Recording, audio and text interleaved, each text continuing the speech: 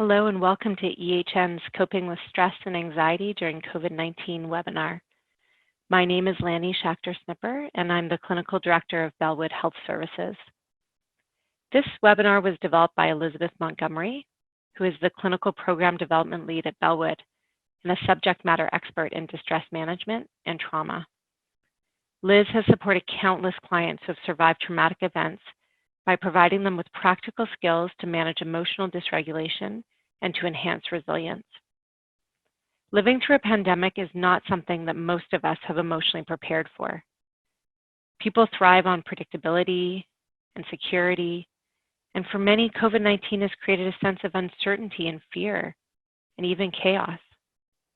It's left many of us, even those not previously prone to mental health issues, with unprecedented levels of anxiety and depression. The good news is that you're not alone, and there is help. This webinar will touch on various skills that you can use to help you cope during this time. Please share these ideas with your friends and loved ones. The more we all support each other in practicing good mental health habits, the more likely we are to emerge from this time with our health and wellness intact. Thank you for listening. Enjoy. Hello, my name is Liz Montgomery. Thank you all for taking the time out of your busy schedules to be with me today and talk a little bit about building skills to manage the stress that we are all dealing with. Before we start this webinar, I want to just take a moment to pause and ask you to check in. One of the skills that we're going to be talking about today is this concept of mindfulness. Mindful awareness is a very powerful skill that we can use to help get us out of this autopilot response we may find ourselves in, where we are so stuck in doing and being busy that we don't actually recognize and realize how much stress we are under and all that we're dealing with. So today, before we start, I'm going to ask you to step out of that autopilot response and check in with yourself. We'll just take the next minute to bring your awareness into yourself and how you are feeling in this very moment. I'd like you to think about what emotions are present with you. Perhaps notice how your body feels today. Maybe places of pain or stress that are present. Maybe taking note of some thoughts. Where's your mind at? Where are your thoughts taking you? Just check in. Slow yourself down. Take a moment to be present with whatever comes up.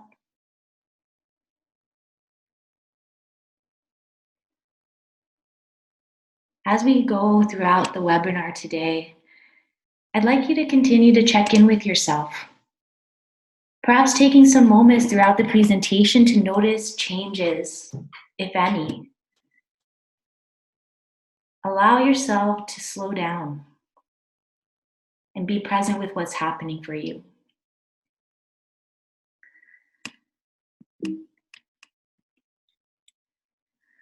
Today, we are here to talk about facing the challenges that come with managing a pandemic.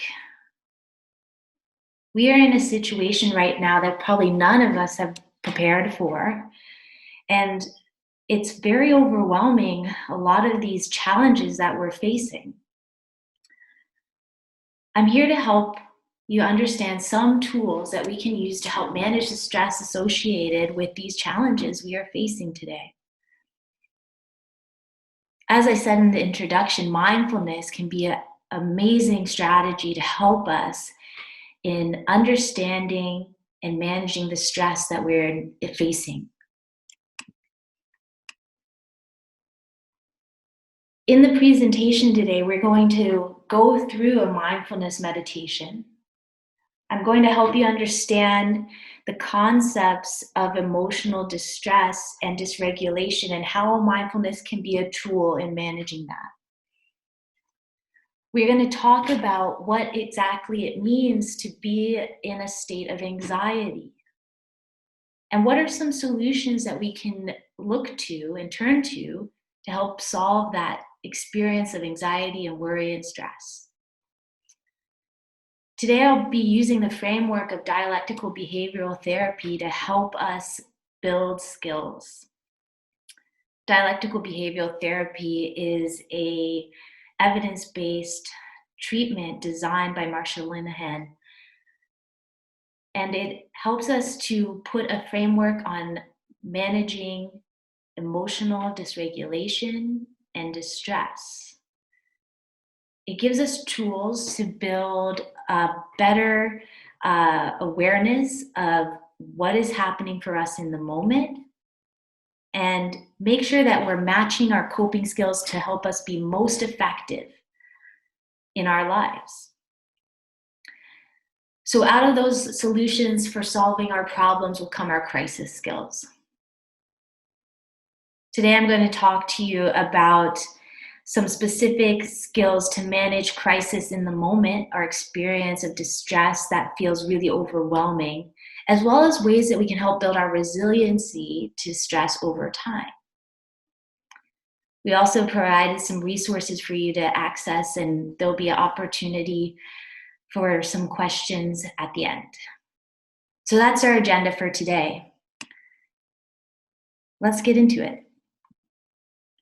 Starting with this idea of mindfulness. Some of you are probably pretty familiar with this terminology. It's a buzzword today in the psychological world.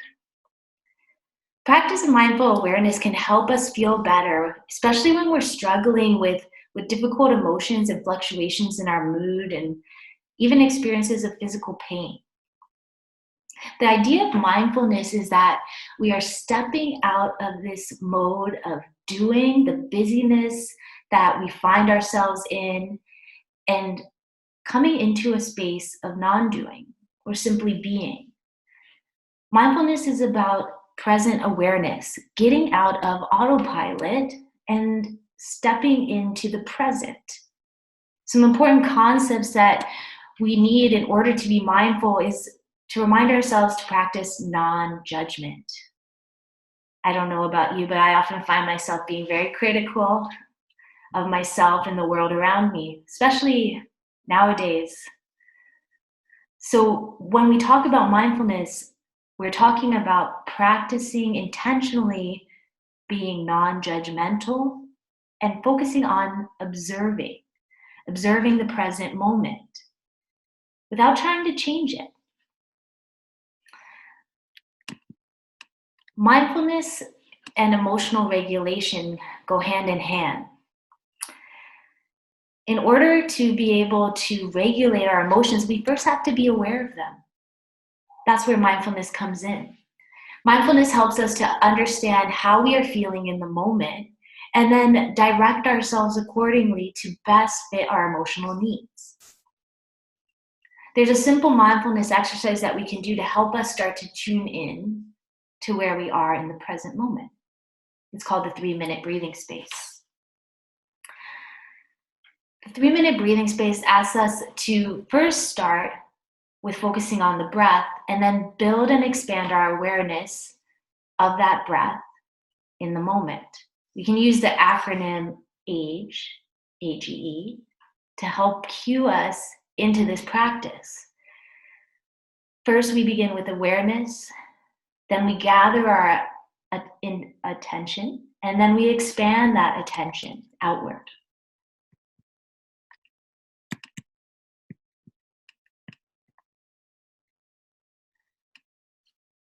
I'm going to take you through a 3-minute breathing space. Just like we did in the beginning of this workshop, I'm going to ask you to take a moment to bring your attention inward. We start by gathering awareness. If you feel comfortable, you can close your eyes, if that helps you to focus, or you can direct your gaze to a single spot in the room.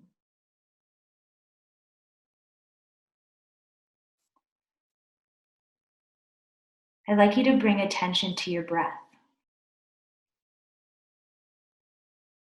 beginning to notice the breath in the body.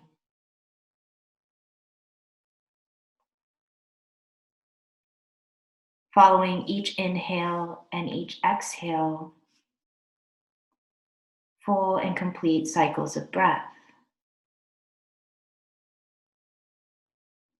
Reminding yourself to take that non-judgmental stance, not trying to force or change the breath, just noticing how it is for you right now.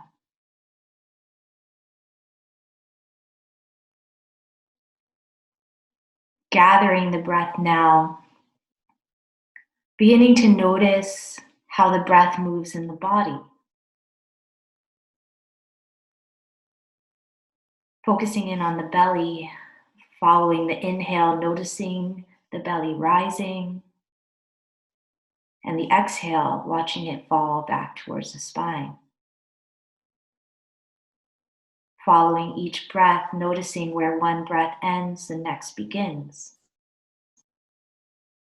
Gathering breath in the belly, full and complete inhale, full and complete exhale.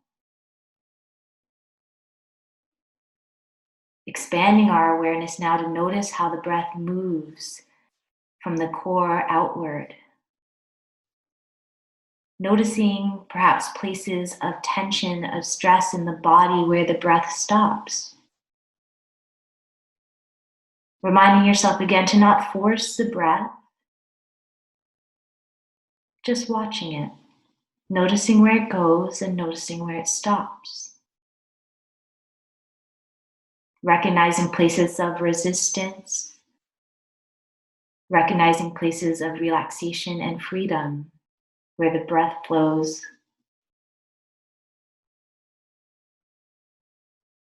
Continue to focus on that breath just a few more moments here, expanding the awareness with each cycle of breath, with each inhale and with each exhale.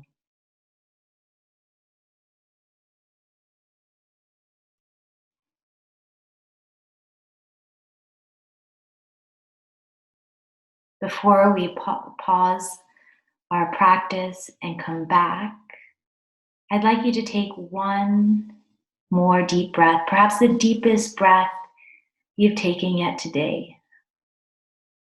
Drawing breath deep from the belly, full and complete inhale, and letting it out. Full and complete exhale. When you feel ready, allowing yourself to return again to the room. Opening your eyes if they were closed.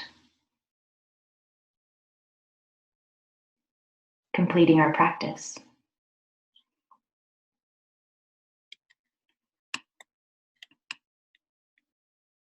Take a few moments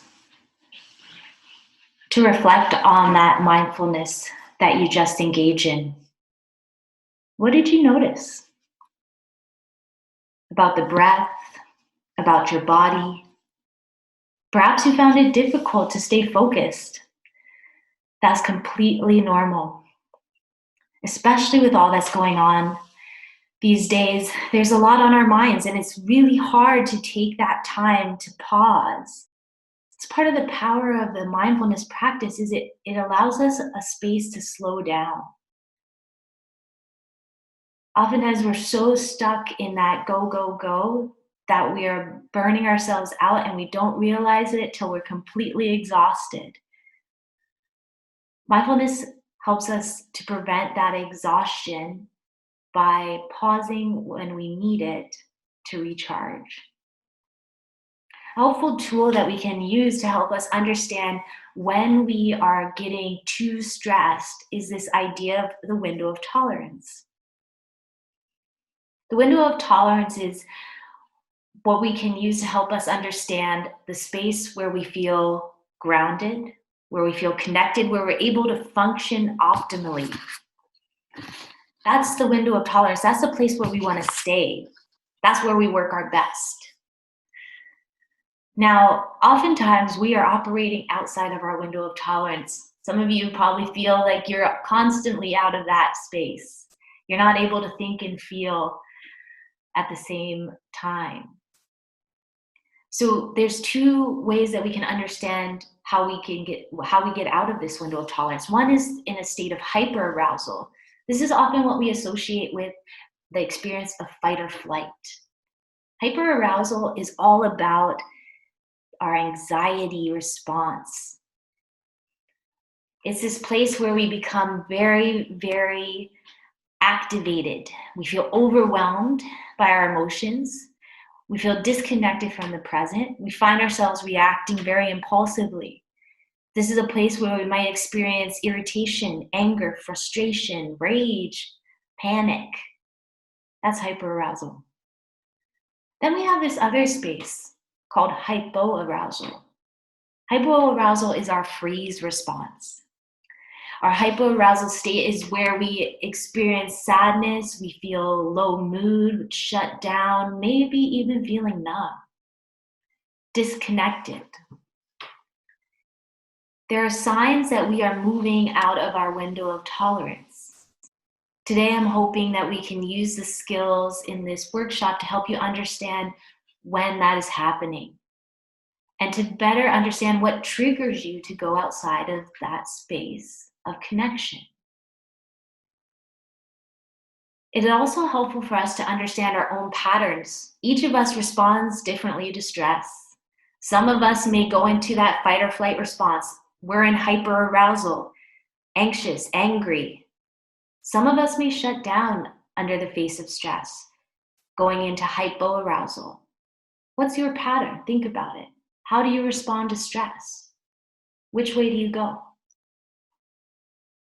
Understanding your response to stress can help you make sure you're coping more effectively by pairing the skills that match best with the state of hyperarousal and the state of hypoarousal.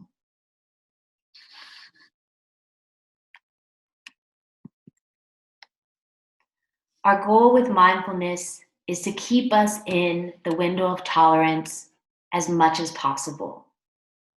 Mindfulness gives us the skills to check in and recognize when we are going out of our window of tolerance so that we can do things to bring us back in. It helps us understand when we are in that danger zone and do things to bring us back. That's our goal with mindfulness. So I want to shift gears here and talk a little bit more about this experience of emotional distress. So we have an understanding of these states of hyperarousal and hypoarousal, our fight, flight, and freeze response. Our fight, flight, and freeze response happens when we are under extreme stress. It's our body's biological way of surviving. This fight, flight, and freeze response gets triggered by this area in our brain called the amygdala. The amygdala is responsible for keeping us alive. It's our body's alarm system that says something in the environment is threatening and we need to do something about it. It may feel like you're in a constant state of alarm these days. There's a lot of threats happening in the environment, and our body and our brains gets overwhelmed by them. This leads to our experience of distress. Biologically, we are driven towards seeking out positive emotions and trying to avoid negative emotions whenever possible. So when we are in this state of stress, when we are surrounded by negative emotions and experiences, the brain doesn't like it. And it does everything it can to help us survive and get away from those negative emotional states. That's why we may find ourselves going into avoidance behaviors when we're really stressed. We're going to talk a little bit more about some unhelpful avoidance strategies that we may engage in. Part of where mindfulness comes in here in helping us manage our distress is that it allows us an opportunity to actually address and acknowledge the emotions that we're experiencing instead of fighting them or avoiding them. One thing we know is that avoidance is not a long-term solution to our problems. And the more we avoid the issues that are causing us stress, the more distress they bring us. Avoidance doesn't help us solve our problems. So we need to look at other strategies to help us understand and deal with the emotions that we're experiencing and the stressors that are causing them. Oftentimes it's hard to put words or labels to how we're feeling. The feeling wheel that you see in front of you is a tool that you can use to help put a label on your experiences. This is all part of that practice of mindfulness, helping us to understand what we're experiencing in the moment and understanding the nuances of the emotions that we are feeling. Sometimes we don't register and recognize emotions till they're so intense that we are completely overwhelmed. With mindfulness, we try and look at those early signs that we're moving out of our window of tolerance and placing labels on those emotions to help us better understand them.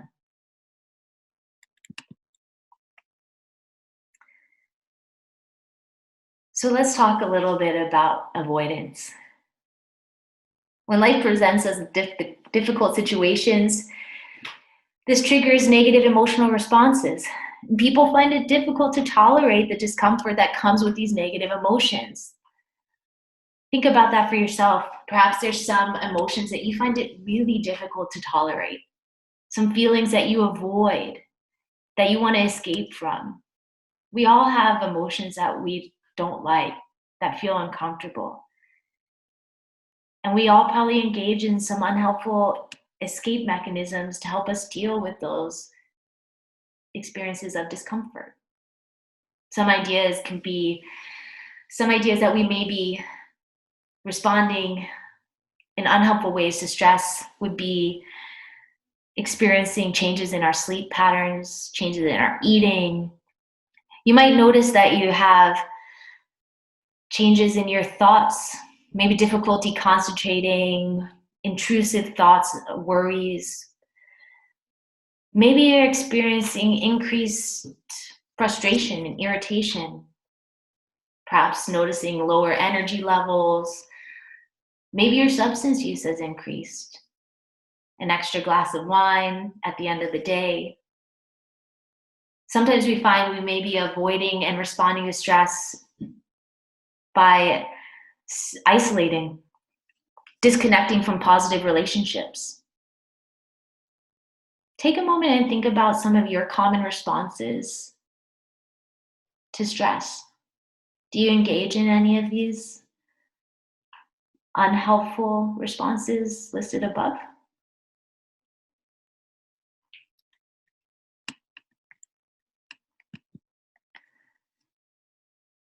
We all deal with stress in different ways, and we're all trying to survive.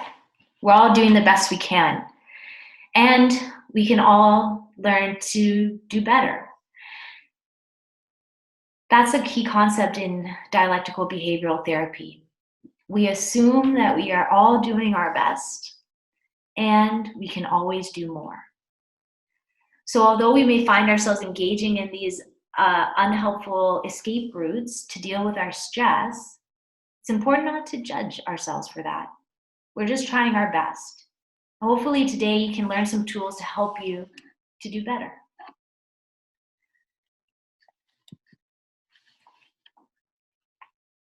Dialectical behavioral therapy provides us with a context to understand our experience of emotional distress and explore options for coping effectively with life stressors. Marsha Linehan, the founder of DBT, she proposes that there's 4 solutions to any problem that we can face in our lives. The solutions here act as a checklist for helping us navigate overwhelming circumstances and manage the uncertainty of the time. Our first option, whenever possible, whenever we have the chance, is to problem solve. We problem solve by changing what we can control in the situation. Option 1 asks us to consider how can we solve the problem of the virus, COVID-19, being here right now. Can we do anything?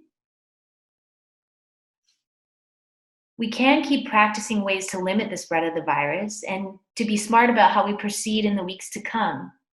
But there's a lot about this situation that's not within our control that we can't actually directly problem solve. That's where we move to option number 2. How can we change how we feel about the problem? How do we change the way we're feeling about all that's happening around COVID-19? This option references the fact that we can focus on ways to use skills of emotional regulation to manage our experience of stress and worry. Our worry can become more tolerable when we are mindful of what is reasonable to worry about and what is not. Some things we need to worry about that are within our control to help us solve the problem. Other things that are outside of our control, we need to let go of, because worrying about them is causing more stress. It's not helping. That brings us to option number 3. How can we tolerate and accept the problem? Option 3 invites us to focus on acceptance as a way to get through the day. This option is especially helpful when other options aren't working. We can't problem solve and we can't change the way we're feeling about the problem. Option 3 asks us to accept the reality that we're dealing with. This is a global pandemic, and we still need to continue to do things to get through the day. Our final option, which is always an option, is to stay miserable and possibly make things worse. We always have the option to not use helpful coping skills and to choose to stay stuck. This is an important reminder that we can always choose, we always have a choice of how we cope. We can't always control the situation, but we can choose what we do with it.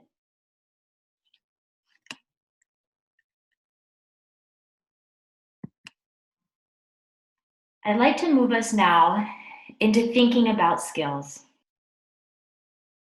The first place to start is with acceptance. How do we accept our distress? The concept of radical acceptance asks us to stop fighting reality and to start accepting what is. It's when we step out of that fight that we can allow ourselves to regenerate. When we are in constant battle with our reality, we are stuck. We can't change the situation of COVID-19. We need to accept what's happening right now and work on changing what we can in our own environment and in ourselves. So what do we need to accept? We need to accept the facts about the past and present, even if we don't like them. This is really important. Just because you're accepting doesn't mean you're approving. Acceptance is an approval. Doesn't mean you have to like what's happening. It means that we have to accept it. If we don't accept what's happening, we can't actually create change. We have to accept what is before we can change. We also need to accept that there's realistic limitations on the future for everyone. And life can still be worth living, even though we're experiencing stress and pain. So how do we do it? Acceptance can feel really difficult in the moment, but there's some steps that we can take to help us get there. The first step is awareness. In order to accept reality, we have to notice when we're fighting it. Observe when you experience emotions of anger, of irritation, of frustration, anxiety. Pay attention. That's mindfulness. Notice when you are fighting reality, what triggers you into these emotions. Next, we need to acknowledge. Remind yourself that unpleasant reality cannot be changed and that there are causes for the situation that we're in right now that are not within your control. This is how things are right now. Acknowledge that life can still be worth living, even where there is struggle and pain. Next, we have to bring space for allowing. Allow the current situation to be present with you. Accept it with your complete body, mind, and spirit. Use accepting self-talk to help bring you into a place of openness. Engage in behaviors that you would do if you did accept the facts of this crisis in your life right now. Act as if you are in a place of acceptance.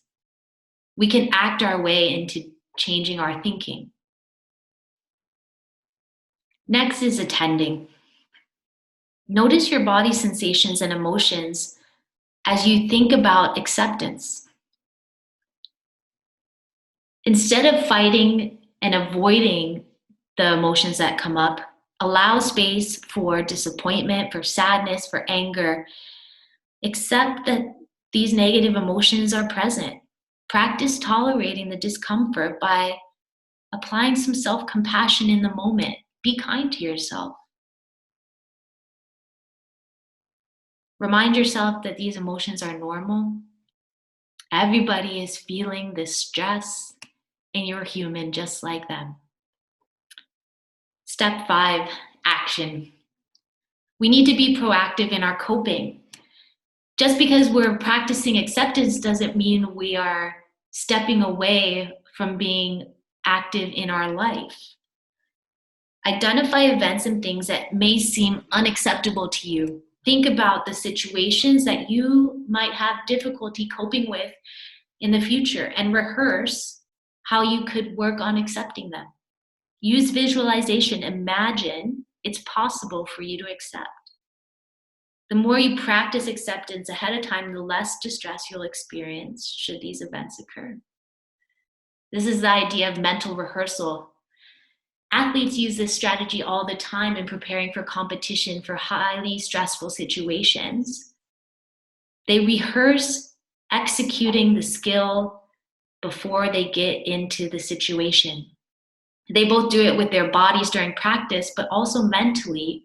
They reinforce those pathways through visualization. If we can imagine ourselves coping successfully, the odds of us doing it in the moment are much, much greater. So rehearse, practice accepting, practice coping effectively.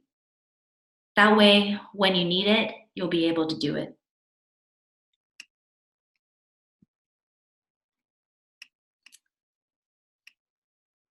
Now I'd like to move us into talking about tolerating distress.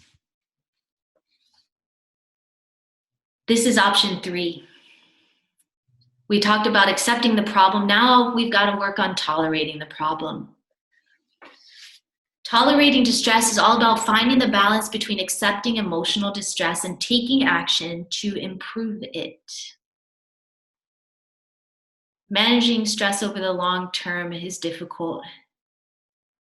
We need to learn how to ride the waves of our distress so that we don't end up doing things that make it worse. In moments of extreme emotional and mental crisis, we may actually need to shift our focus away from accepting and work on decreasing our distress. Our actual experiences of emotions, both positive and negative, are actually quite brief. We often engage in biased interpretations of our emotions that contribute to an increased intensity and longevity of distress. In the affective forecasting literature, it suggests that we tend to think negative emotions will last a long time and that positive emotions won't last long enough. If we remain in a state of high stress for too long, this makes us vulnerable to engaging in unhelpful coping mechanisms, which could potentially make the situation worse. The skills in this section are designed to help us ride the waves of our emotional distress and avoid doing things that make us feel worse. So remember, emotions don't last long. We want to work on finding the balance between accepting emotional distress and taking action to improve it. And we can use practical skills to help us avoid making situations worse. Here's some strategies. Our first skill here is called the stop strategy. The stop skill is used to slow down our reactions in the moment and provide us with an opportunity to gain perspective on the situation that's causing the distress. Stop is meant to get us out of autopilot. The stop skill can help us stay in control and avoid acting impulsively. The steps to stop are simple. Step 1, stop, literally pause whatever you are doing and don't react. Maybe visualize a stop sign in front of you. Count to 5. Imagine a red light flashing in front of your face. Don't let your emotions get the best of you. Freeze in the moment. Next, we need to take a deep breath. Now take another. Allow yourself to step back from the situation. Bring your body back online. Our fight or flight response may have just got triggered.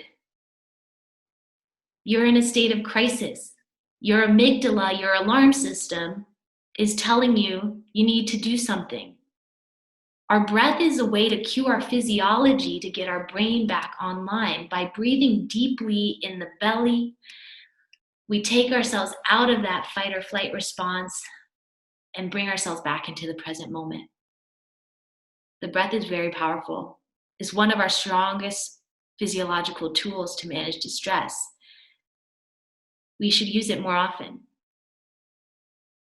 Once you've taken a deep breath, now we observe. I like to call this taking a helicopter view. Imagine yourself looking down at the current situation causing you stress. Observe what others are saying and doing. Look at yourself. What are you saying and doing? What is your body saying and doing? Make sure you're seeing the whole picture for what is happening in the moment. Remember, when we're under stress, our perception gets distorted. We may be in a state of tunnel vision. You're only seeing one thing, not the whole picture. Stop asking us to take that step back and look at what is happening. And then we can proceed mindfully. Think about your goals and the outcome you are hoping to achieve. Make sure you're considering all the factors in the situation. Think about your own thoughts and feelings, as well as those of others. Proceed with caution, making sure you're choosing the most effective action in the moment. We are going to be effective when we think about our goals. Oftentimes, what leads us into impulsive decision making or avoidance behaviors is when we lose sight of what we're trying to achieve. Remind yourself, what do I want to get out of this situation? What do I need? How do I want the other person to feel? Then act accordingly. Our next crisis skill is an acronym. Improve. During times when you find that you do not have control over unpleasant events, you will need distress tolerance skills to make it through the situation without engaging in unhealthy behaviors.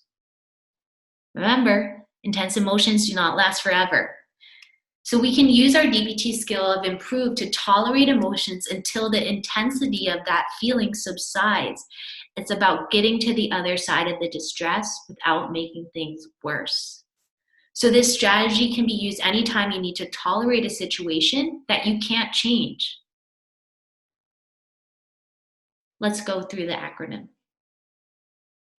The I starts for imagery.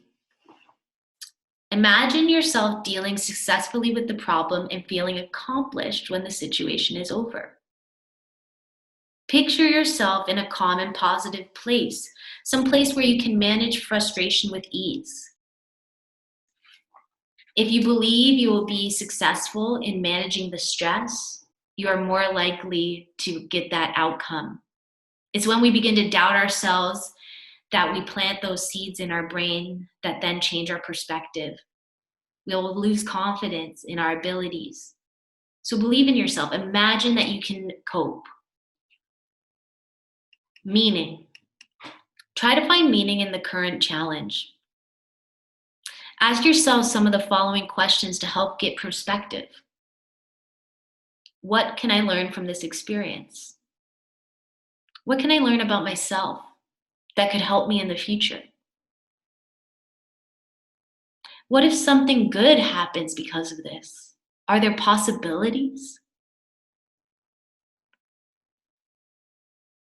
We know that finding meaning in the most difficult of circumstances helps us to build resilience and maintain a sense of purpose in our struggle.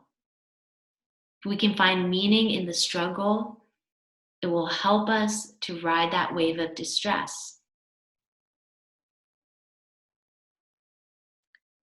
Prayer or practice. Prayer can come in any form that works for you. The idea of prayer from a dialectical behavioral perspective is that we can use a connection with a higher power, including God or the universe, to help us tolerate a situation. We can surrender our problems and ask for help in managing that situation that we are in. For some of you may not associate or connect with this concept of prayer. Another word that we can use here is practice. Practice means focusing in on an activity that brings you a sense of mastery or accomplishment. It's about building up our self-esteem and ability to feel capable and competent in the moment. This goes back to the idea of imagining ourselves being successful. If we can do things that help us to feel more confident and competent, we will feel more capable of dealing with the stress that we're experiencing. R is for relaxation. Remember, during stressful situations, our fight and flight instinct gets triggered, which can make it really, really difficult to relax and stay focused. We need to bring ourselves out of that state of hyperarousal and engage in relaxing activities that will allow our body to calm down. When our body calms down, so will our minds. So think about activities that you can do that help bring you a sense of relaxation and practice them very intentionally. Some things that you could try would be listening to calming music, maybe deep breathing, yoga, a hot bath, maybe taking a relaxing walk. Practice relaxation regularly to help us stay within our window of tolerance. One thing in the moment. This is a really important concept that connects back to our idea of mindfulness that we discussed in the very beginning. Part of what we need to do to tolerate our distress is to make sure that we're not adding more stress to the present moment. The only thing we need to survive is the moment that we are in. So make sure you're doing one thing at a time. This helps reduce the intensity of your feelings and provides you with some time to let your brain settle down. Practice focusing on the present moment instead of getting stuck in fears about the future or painful things from the past. We don't need to add any more onto our plates. Let's just focus on what's happening right now. Stay in the moment by finding one thing to do and focus your entire self on that task. Some of you may be pretty good multitaskers. The reality is our brain is actually designed to be multitasking. What ends up happening is we typically become serial taskers.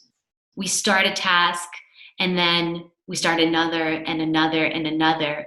And none of the tasks get really completed to the best of our ability, or maybe not even completed at all. So we need to focus on doing one thing in the moment to help minimize our stress and also to help us build a sense of accomplishment, to actually complete and finish a task to the best of our ability. And then we can move on. V is for vacation. When you have the urge to escape a negative situation, allow yourself to take a short break to recuperate. Although we can't take a real vacation during this crisis, you can take a vacation in your mind. This is where imagery can be really powerful. Imagine yourself somewhere else. Take 5 minutes, 10 minutes. Imagine you're lying on a warm, sunny beach somewhere, or maybe taking a walk in a redwood forest. A mini vacation can help you gain some perspective and allow you a chance to recharge so that you can better tolerate your circumstances. Encouragement. We need to give ourselves some positive, affirming messages. There's so much negativity and stress going on in the world around us, so much negative messaging. We need to give ourselves a pep talk to help us get through the crisis. Use words of encouragement. Remind yourself, I've got this. This too shall pass. I've managed difficult situations in the past and I can do it again. Tell yourself you're strong, you are capable. We want to make sure we are practicing encouragement regularly and with intention. Find some affirmations, some key words that you can believe and buy into and repeat them.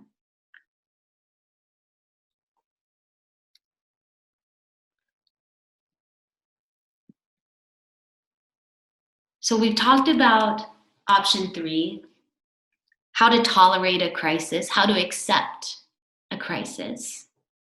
Now I'd like to talk a little bit about how do we build resilience in the face of this crisis.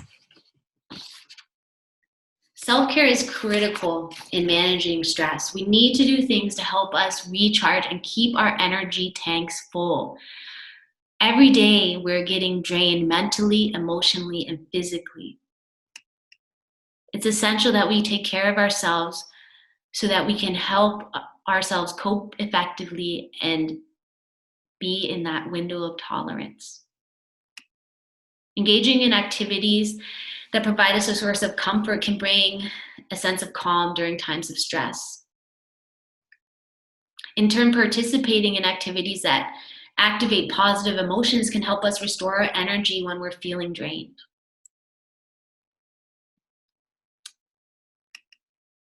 In DBT, we have 2 skills that help remind us about how to be effective in taking care of ourselves. We have the ABCs and we have our please skills. Let's start with the ABCs. As you might have noticed, in DBT, we love our acronyms. ABC stands for accumulating positive emotions, building, mastery, and coping ahead. The ABCs help us reduce vulnerability to emotional distress.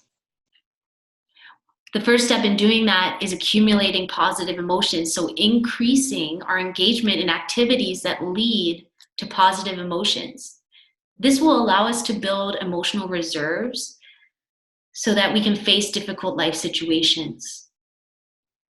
Engaging in daily positive experiences help us to build a shield against distress and allows us to minimize the emotional impact of negative life circumstances.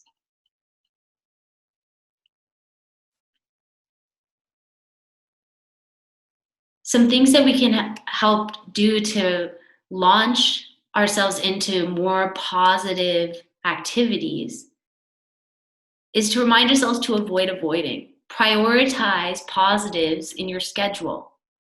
Challenge urges to multitask and focus your attention on the positives in the moment. If we engage in a positive activity but we're not present, it has no effect. We actually have to focus in on what we're doing. And make sure you're taking time to engage in activities that you enjoy every single day. Especially during these times of stress, we need to place more attention on positives. There's high energy activities that we can do to help us accumulate positive emotions. Exercising, calling friends, watching a favorite movie, reading a book. These are things we can do when we're feeling like we have the energy to really engage in things that may take a little bit more out of us.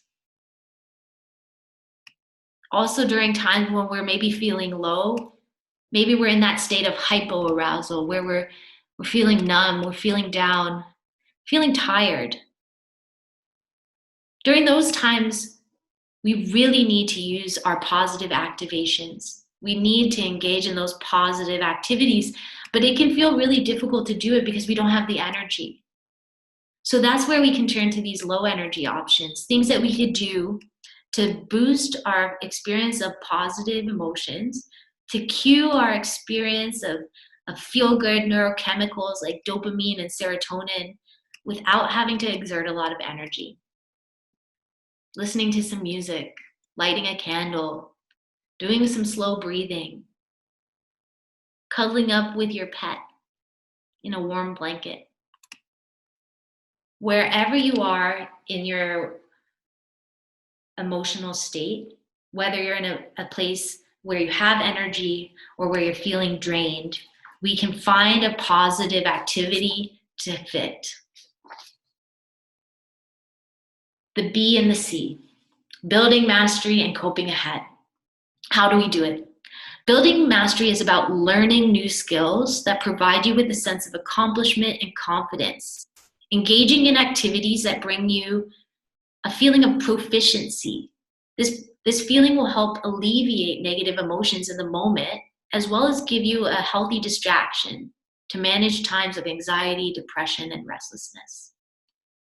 So we need to be intentional, plan to do one thing each day that's going to give you a sense of accomplishment.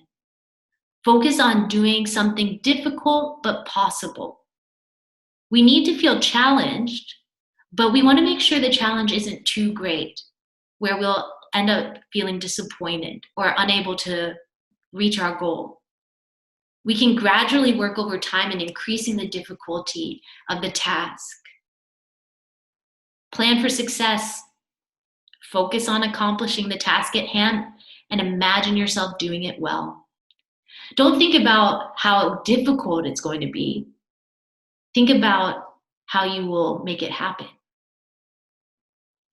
Coping ahead. Coping ahead is all about preparing yourself for events and situations that you know are going to be difficult. This is particularly important now, as there are so many challenges we will face in adapting to the new normal of life during and after COVID-19. We need to help prepare ourselves. So we start by identifying challenges. Think about what's going to be difficult and identify how you could cope most effectively with that situation. Again, the idea of mental rehearsal. We may not be able to predict everything that's going to happen, but we can make reasonable guesses about the challenges that are going to come our way. And then we can practice coping effectively with these challenges. Imagine yourself in the situation and rehearse coping effectively. Think about it. What could you do to cope? What will you say and how will you say it? How will you troubleshoot new problems that may come up? Think of options A, B, and C and plan for all of them. This will also help us in managing our experience of worry and anxiety about the future. We experience worry as a way to help us feel prepared because it triggers our thoughts into thinking about how we can plan to manage the threats and the stress. What often gets us stuck is that our worry turns into rumination. We begin thinking about the future, and then we get lost in those thoughts and thinking about all the things that could go wrong and what might happen. When we find ourselves getting stuck in that worry and that ruminating, this is where coping ahead can be extremely helpful.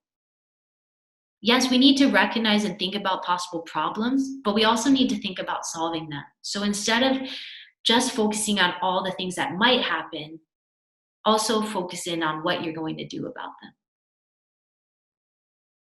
Let's move on to the pleas. One thing we can all do to help prevent the spread of the virus is to take care of ourselves physically. We know this, that when we can take care of our body, we'll have the energy and resources needed to take care of our mental health as well.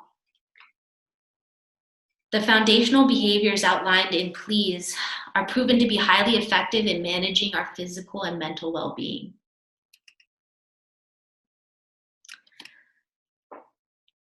The PL stands for treat physical illness. I know that one's a bit of a stretch. So take care of your body. And that way you can take care of your mind. When you're sick, this impairs your ability to perform and you can't do your best. And that impacts our emotions negatively.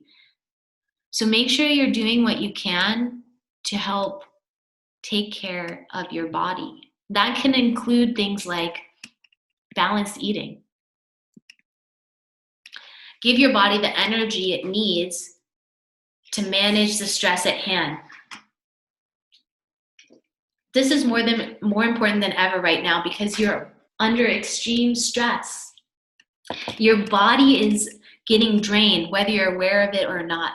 And we need to use food as fuel to help energize our bodies and our brains. Limit caffeine. Try and be mindful of the high sugar foods that you're eating, because these things can also lead to us crashing. And that crash will have an emotional impact, make it difficult to come back from. Avoid mood-altering substances. Make sure you're taking medications as prescribed, using alcohol in moderation, staying off drugs that will dysregulate your moods. Balance your sleep. Sleep is essential to our functioning. We are biologically driven to need sleep because this is where our body restores itself. So be mindful of the amount of sleep that you need in order to function at your best. It may be that you need more sleep right now than usual, and that's because your body is going through a lot and your brain is going through a lot. We need that consistent sleep schedule to help give us the energy we need to complete daily tasks and regulate our moods. You may have noticed when you're feeling sleep deprived, your sensitivity to the environment increases. We become more emotionally volatile and more impulsive. In order to help prevent us from experiencing more distress, we can do things to be proactive and preventative. Having a regular sleep routine is part of that. Last piece of the puzzle is exercise. Exercise triggers the release of feel-good neurotransmitters, including dopamine, serotonin, endorphins. Exercise decreases our experience of anxiety and depression in the moment, as well as builds our resilience to these negative emotions in the long run. Exercise can be used in the moment when we're feeling extreme anxiety to help deactivate our fight or flight response, and it also can be used to build a shield of feel-good neurotransmitters in our brain to help us get through the difficult situations that we may face.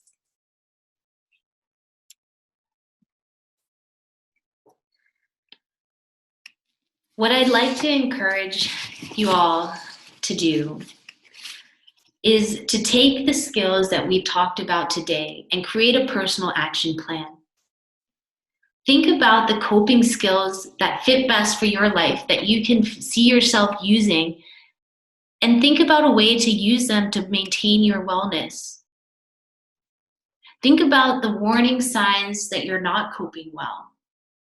Going back to what we talked about in the very beginning of understanding our emotional escape routes. What are signs that I may be moving out of my window of tolerance? Changes in my sleep, my eating, my emotions, my thinking, my physical state. Identify what coping skills you could use when you notice that you're not taking care of yourself. I hope today has brought you some information that you can use moving forward to manage the stress of the world we are currently living in. An important reminder to be kind to yourself and show compassion. We are all trying our best. I'd like to end today with asking you to check in with yourself one last time. What do you notice about the body, about where you are emotionally? Perhaps where your thoughts have gone, where they have shifted to. Taking another moment to pause and just be present with yourself as you are.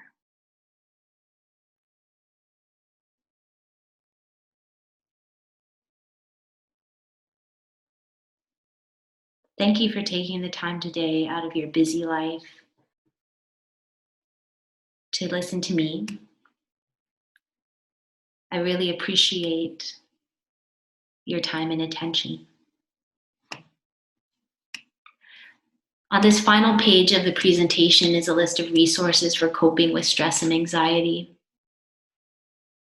Please feel free to access any of these resources. They're all free and available to you. Best wishes.